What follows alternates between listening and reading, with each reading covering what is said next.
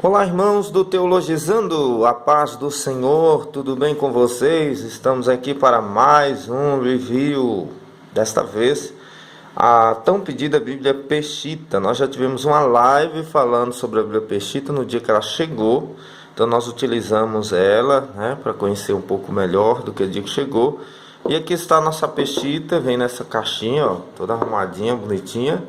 Veja a nossa live, tá bom? Sobre a Bíblia Peshitta, que nós esclarecemos, buscamos alguns textos polêmicos na Bíblia Peshitta. Nós não vamos falar desse texto aqui específico, porque nós já o fizemos naquela live, tá ok? Então esse aqui é o review da Bíblia Peshitta. Como eu quero que você assista o outro vídeo também, então, fica aí a dica para você. A Bíblia Peshitta é lançamento 2019 pela BV Books. Trata-se de uma tradução, de uma versão brasileira, baseada na tradução espanhola da Peshitta, que é uma Bíblia traduzida do aramaico, que é a Bíblia aramaica, Aramaica, e foi largamente utilizada nos primeiros séculos pelos cristãos. Aqui está uma Bíblia que se propunha a ser no idioma falado pelo próprio Senhor Jesus. O Senhor falava alguns idiomas, não só o aramaico, mas o aramaico era mais predominante em seu tempo. Então nós temos aqui a Bíblia Peshitta. Esse é o nosso review.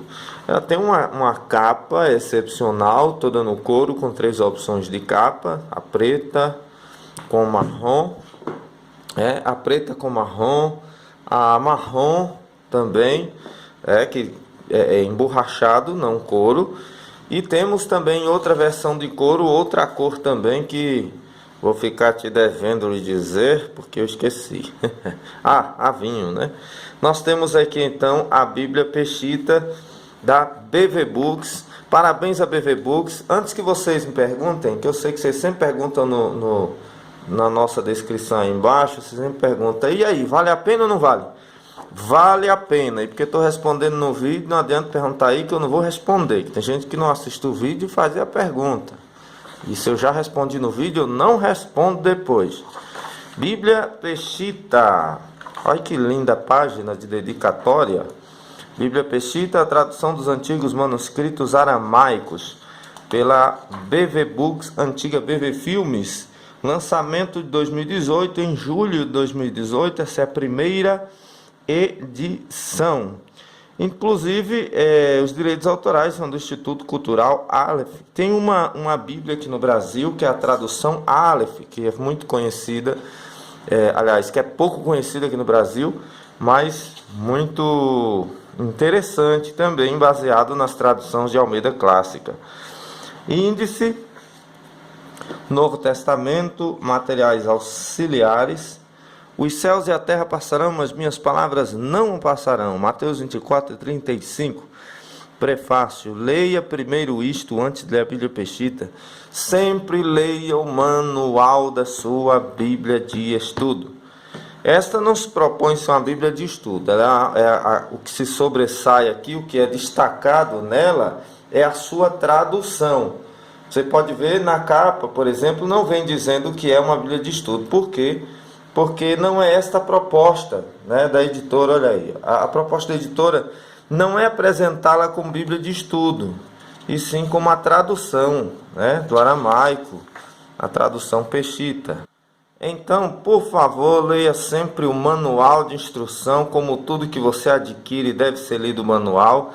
Por favor, faça-me o favor de ler o manual de instrução da sua Bíblia Peshitta também. Bom, aqui vamos continuando.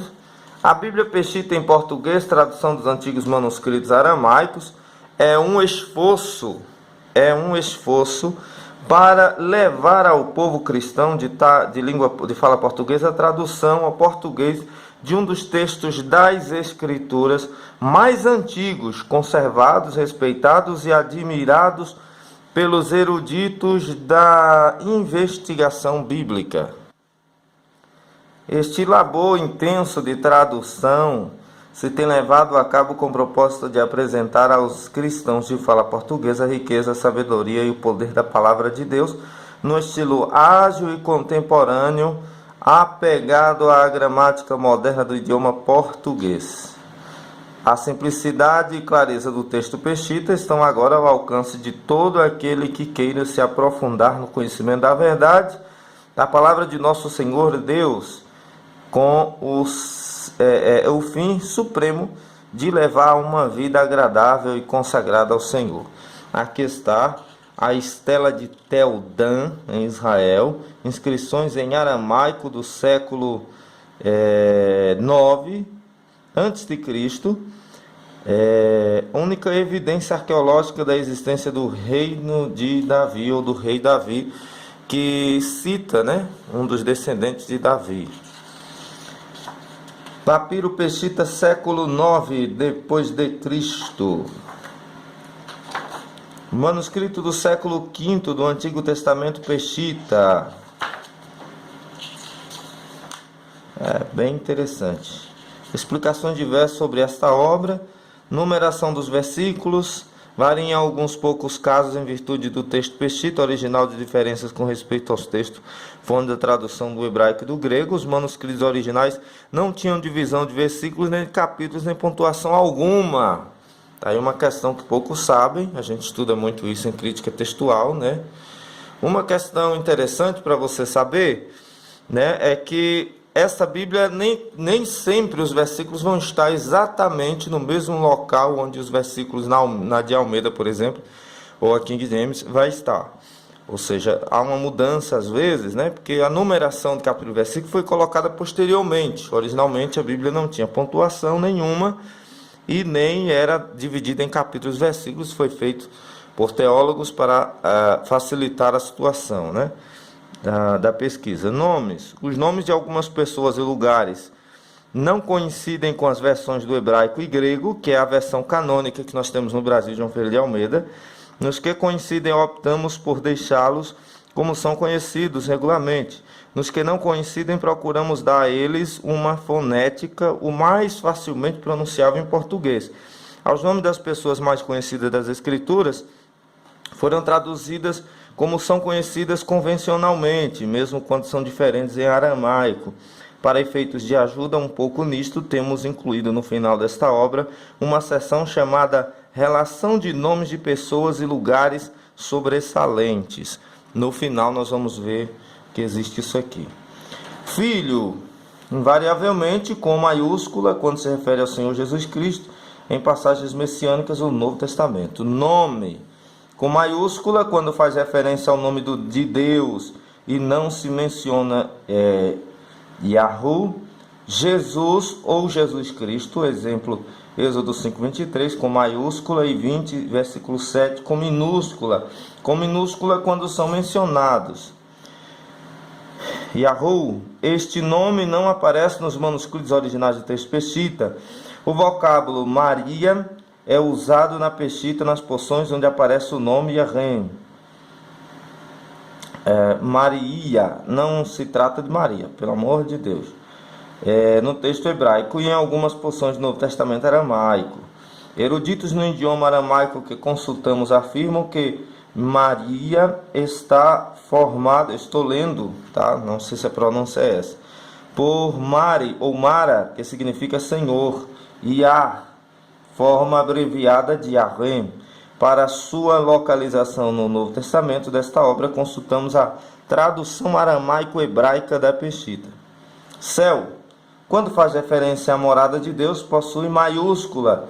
Quando seu significado é atmosférico ou astronômico, possui minúscula. Isso é muito legal, você consultar na João Ferreira de Almeida e consultar essas diferenças nessas aqui te facilita muito entender até mesmo o contexto, para quem tem dificuldade de entender o contexto, de que céu esteja se tratando ali.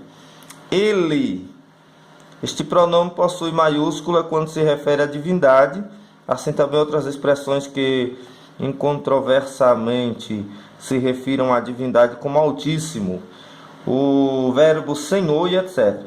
Não confundir o pronome ele com o vocábulo El, que é a designação primitiva para se referir à divindade entre os povos semitas, El. Lembra dos nomes? Samuel, Daniel. Josué, não, aí Josué não. Noel, não, também não. Métodos de tradução. Existem 3 métodos básicos de tradução a partir dos originais das escrituras aos diferentes idiomas do mundo. O método de equivalência formal ou literal, que consiste na tradução palavra por palavra do texto original, produzindo uma obra difícil de entender, orientada principalmente a eruditos e acadêmicos, e é muito usado para obras interlineares, que existe aqui no Brasil algumas obras interlineares que é assim, a tradução palavra a palavra. A tradução de equivalência dinâmica ou funcional, é os tipos de tradução que existe aqui no Brasil, inclusive traduções dessas maneiras. Consiste numa tradução que tende à paráfrase, o caso da NVT ou da Bíblia A Mensagem, a um público que não tem cultura de leitor nem é estudioso da palavra. Este método serve como base para obras infantis. E por último, de equivalência ótima, que é o método que adotamos para levar a cabo esta obra. O método de equivalência ótima consiste principalmente numa tradução que se sustenta no texto original, mas ao mesmo tempo procura apresentar a mensagem de uma forma clara, em leitura ágil e em linguagem contemporânea no idioma de destino. Favorece a transmissão do sentido e propósito da mensagem até onde é possível, sem que se afete o que diz o texto original. Em casos de expressões idiomáticas ou texto de difícil compreensão, se interpretam para entendimento na linguagem contemporânea, mas informando ao leitor com notas de rodapé de outras acepções, formas de leitura ou literalidade. Tem gente aí dizendo na internet que esta não é a verdadeira Peshitta. Os editores estão explicando qual foi o método utilizado nesta versão da Peshitta, em português. E o método usado foi um método de equivalência ótima. Não é o método da equivalência dinâmica, né, que tipo uma paráfrase. Não é o método de equivalência formal, que é palavra a palavra como no interlinear, mas foi utilizado o método de equivalência ótima, que consiste numa tradução que se sustenta no texto original, mas ao mesmo tempo procura apresentar a mensagem de uma forma clara, em leitura ágil, em linguagem contemporânea, no idioma de destino, ou seja, tentando enquadrar-se no idioma e na facilitação da linguagem para o leitor. Portanto, não é uma tradução palavra a palavra, como interlinear, como algumas pessoas gostariam que fosse. Mas nem a de João Ferreira de Almeida, que nós temos aqui no Brasil, por mais próximo que sejam dos originais, como a ACF ou a Almeida Revista Corrigida, nem mesmo a King James. Então, pessoal, vamos ser razoáveis e entender melhor as coisas, que o editor está afirmando que é sim a Peshitta, mas utilizando-se de um método de equivalência ótima, que é conhecida assim pelos eruditos, a forma de trabalho. Então, por não ser uma questão, um método de equivalência formal, não é palavra a palavra, mas isso não deixa de ser original, assim como a dinâmica, excetuando no caso expresso da paráfrase, né, que é completamente o contrário do que seria na base do original. O método ótimo e a equivalência formal são mais próximos do original do que a equivalência dinâmica. Quem estuda isso sabe o que eu estou dizendo. Passagens paralelas. As passagens paralelas do Antigo Testamento se identificam, ou seja, traduzindo, é sim a Peshitta. É uma versão contemporaneizada da Peshitta. Tá ok? O método de equivalência ótima consiste principalmente numa tradução que se sustenta no texto original, mas ao mesmo tempo procura apresentar a mensagem de uma forma clara, em leitura ágil e em linguagem contemporânea no idioma de destino. Essa é a questão desta Bíblia. Então, passagens paralelas. As passagens paralelas no Antigo Testamento se identificam porque a referência do versículo diz verso, comparação com versículos. Aí você tem uma comparações, né? A questão de passagens paralelas são passagens que faz paralelismo a outra. Exemplo, textos que às vezes Lucas, Marcos, Mateus têm em comum. com diferenças de característica entre eles, mas é o mesmo texto do mesmo evento, do mesmo momento ou palavra, situação. Então, o paralelismo bíblico é um dos métodos de interpretação hermenêutico que a gente utiliza, chamado paralelismo. Subtítulo, então eles olharam muito para essa questão da comparação do paralelismo na hora do estudioso estar pesquisando. Subtítulos pretendem orientar quanto ao tema que está expondo o autor inspirado original numa passagem em particular. Não aparece nos textos originais da Peshitta, mas foram postos pelos autores da presente obra. As notas de rodapé pretendem ampliar informações sobre os textos assinalados, apresentar outras possíveis traduções ou informar de literalidade. São expostos com um sobrescrito numérico na palavra correspondente. Aí você tem referências, que tem referências cruzadas, a questão da ortografia, que vem dentro da nova ortografia, embora o original do Peshitta é assim por mérito próprio, com redação ágil, clara e de fácil leitura. Se tem aplicado as regras gramaticais mais atualizadas no português. Textos em vermelho, as palavras de Jesus vêm em vermelho. Passagens poéticas. Vem aqui para distinguir da prosa simples dos textos poéticos do Antigo e Novo Testamento, se apresentam em formato diferente, como uma ajuda para o leitor. Aspas usam-se principalmente para indicar expressões declaradas em um passado ou que se declararão no futuro. Abreviaturas usadas nesta obra, aí estão. Antigo Testamento. Vale a pena ter a Peshitta? Claro, pessoal, ótimo. Mas recomendo ela para estudiosos em especial. Livro de Gênesis. Uma pequena introdução a Gênesis, Peshitta. Aqui está o livro. Referências cruzadas e variantes textuais vem aqui embaixo. Notas de rodapé. Sim, ela possui notas de rodapé. E essas notas de rodapé, ela não vem explicar o significado teológico, etc. Ela vem explicar a questão da tradução Peshitta em si. Porque a Peshitta utiliza determinado título, por exemplo, aquela utiliza Deus, não é comum ela utilizar o título Deus, né? Então ele vem explicando aqui que esse Deus é porque se é Alá significa Deus, divindade, a suprema divindade. Não confunda, não diga que não acha que então é o islamismo, porque chamou de Alá. Não, pessoal. Entenda o significado do termo. Aqui que o pessoal é muito contencioso às vezes, né?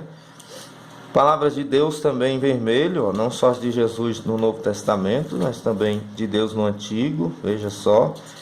Gostei disso, o capítulo de uma cor, versículo de outra cor assim diferente, né? Vermelho, capítulo, versículo, títulos sobre os textos, né? Que, como foi dito a princípio, facilita muito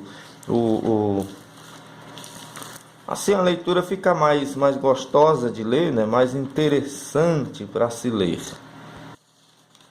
Saltamos aqui para Malaquias. Ela é uma Bíblia não muito grande, o encadernamento dela é pequena.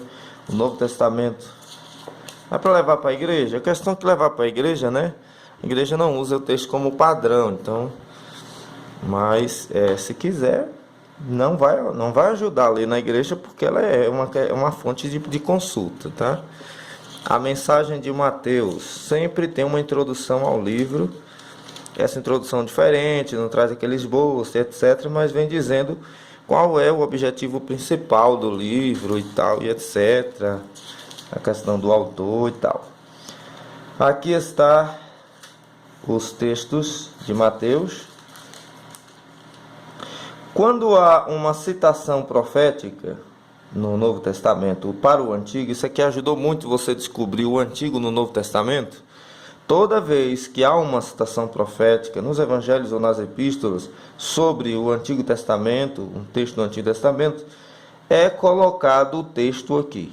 Agora existe uma questão, né, que as pessoas sempre perguntam para a gente, se há alguma contradição, porque às vezes a gente vê Paulo citar como está escrito, tal, aí você vai no Antigo Testamento, não está escrito exatamente como Paulo disse estava escrito. Por quê?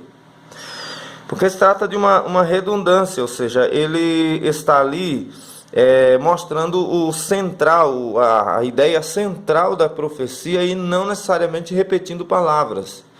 A Peshitta se preocupou com isso, os tradutores da Peshitta, né, para não parecer uma contradição, que na verdade é uma aparente contradição, e a tradução do hebraico e grego que temos comumente utilizado canonicamente, nós não temos nenhum problema com isso, não tem nada errado nisso, mas é que eles se preocuparam com isso. Eis que a citação de Isaías está exatamente como está lá. Uma virgem conceberá e dará à luz um filho, e lhe porão por nome Emanuel, que interpretado agora veja, interpretado, quem colocou foi Mateus, e não o texto de Isaías, que geralmente você lê isso aqui na Bíblia canônica e vai estar completo, né? Aí eu abri aqui a Almeida Revista Corrigida, que na verdade é a Pentecostal, né? E aí você tem o versículo de número 29, a citação lá de Isaías. E aí o que acontece? Aliás, 29 não, 23. Não tem 29 versículos, nem mesmo na Peshitta. Então o que você tem aqui? Eis que a virgem conceberá e dará à luz um filho, e ele será chamado pelo nome de Emanuel. Emanuel, traduzido, é Deus conosco. Então, na tradução do hebraico e grego, abre-se um aspa e fecha-se aspa para a tradução. Por quê? Quando isso acontece, representa dizer que possa ter sido um acréscimo posterior, e não exatamente Mateus que tenha escrito essa explicação de tradução do nome Emanuel. Está entendendo? Na Peshitta, ele não coloca entre parênteses, ele simplesmente coloca, né, o significado do nome, tanto quando se trata de acréscimos, quando não, às vezes sendo explicado na nota de rodapé sobre se houve ou não acréscimo.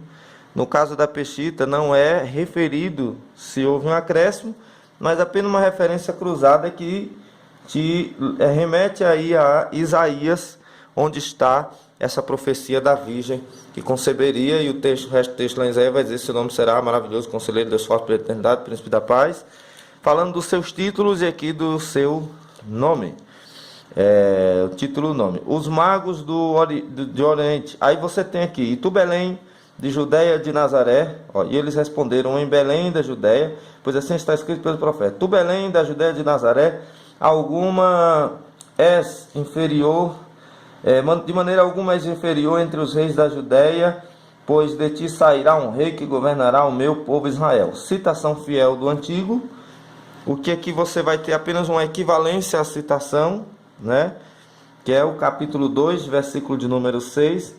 E tu, Belém, terra de Judá, de modo nenhum és a menor entre as capitais de Judá, porque de ti sairá o guia que há de apacentar o meu povo de Israel. Vai haver algumas diferençazinhas para o texto do Antigo Testamento, dependendo da tradução. A Peshitta, os tradutores tentaram ser o mais próximo possível do que realmente estava na citação do Antigo, sempre colocando em letras garrafais, quando são citações do Antigo no Novo Testamento. Você lembra do comentário Antigo no Novo Testamento? É que você tem os textos que aparecem do Antigo no Novo, não só nos Evangelhos. Palavras de Jesus em vermelho, muito legal, fica bem interessante, é gostoso de ler assim. Também gosto quando vem de modo azul, né, com as letras azuis. Todos os livros com uma breve introdução.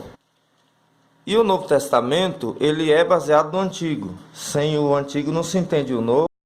Assim como sem o Novo também não há como você compreender o Antigo. Materiais auxiliares. No final, depois de Apocalipse 22, materiais auxiliares. O vídeo ficou grande, mas é porque nós queremos mostrar tudo mesmo. Diferença entre a Bíblia Peshitta, a tradução padrão do hebraico e grego. Ele vai mostrar as diferenças entre a Bíblia mais comum que conhecemos, nossa tradução aqui, João Ferreira de Almeida, com as traduções, a tradução Peshitta. Por exemplo, passagem de Gênesis 2:2, Bíblia Peshitta, diz assim: e terminou Deus no dia sexto a sua obra. Já na tradução padrão do hebraico do Antigo no Novo Testamento grego, e Deus terminou no sétimo dia. Então olha a diferença. Deus terminou no sexto ou no sétimo? O que você acha? Evidentemente ele terminou no sexto. O sétimo dia ele descansou. Não que Deus fica cansado e tal, você entende esse negócio aí, eu creio que você estuda, é por isso que você está vendo esse vídeo. Mas o que acontece? Deus descansou no dia sexto e no sétimo. Há situações em que a Peshitta é melhor. Há situações em que a nossa tradução hebraica e grega está mais clara. Então, nesse aspecto aqui, especificamente, ela fica melhor na Peshitta. Há casos que fica melhor na Peshitta, há casos que fica melhor na outra, na tradução que nós já utilizamos. Aí eles colocaram uma lista gigantesca, né, de comparações de textos mais conhecidos da Bíblia, para você fazer comparativos e ver a diferença da Peshitta para outra tradução. Dados históricos e tradicionais relacionados ao texto Peshitta e outras obras em aramaico. Há uma discussão sobre a questão da tradição oral, de quando a Peshitta foi utilizada, né? E também da questão de historicidade da Peshitta. E você deve fazer uma diferença entre as duas coisas, a tradição e a história. Breve dicionário português aramaico, e aqui ajuda muito, né? Porque como ela se baseia no aramaico, então você tem aqui um vocabulário, né? Um breve dicionário mostrando o significado das palavras do aramaico. Eleito, foi mantido palavras desse tipo, porque trata-se, a gábia no aramaico, trata-se de termos relacionados à questão teológica e doutrinária, né? Então você tem aqui um excelente material. Relação de nomes de pessoas e lugares bíblicos importantes. E aqui tem um baita estudo sobre personagens bíblicos e nomes de lugares também. Quais a importância desses lugares no cenário profético? Listas por ordem cronológica de elaboração dos livros da Bíblia Antigo e Novo, da Bíblia Antigo Testamento e aqui do Novo Testamento. Tabelas de pesos e medidas do Antigo, tabela de pesos e medidas do Novo Testamento. Uma lista de imagens, de artigos de imagens encontrados aqui. E aqui nós temos finalmente o final, como diz a história. As páginas em branco não é silêncio de Deus não, é que está em branco mesmo, tá? Capa de proteção, contra capa. Review de hoje foi a Bíblia Peshitta. Já se inscreve no canal, deixa o teu joinha, divulgue-nos nas redes sociais, nos ajude a crescer. Esse canal cresce bastante, gente, meu Deus. A paz do Senhor, Deus continue te abençoando. Assiste os nossos próximos vídeos. Obrigado aí por estar conosco. Bíblia Peshitta, vale a pena sim. Deus abençoe.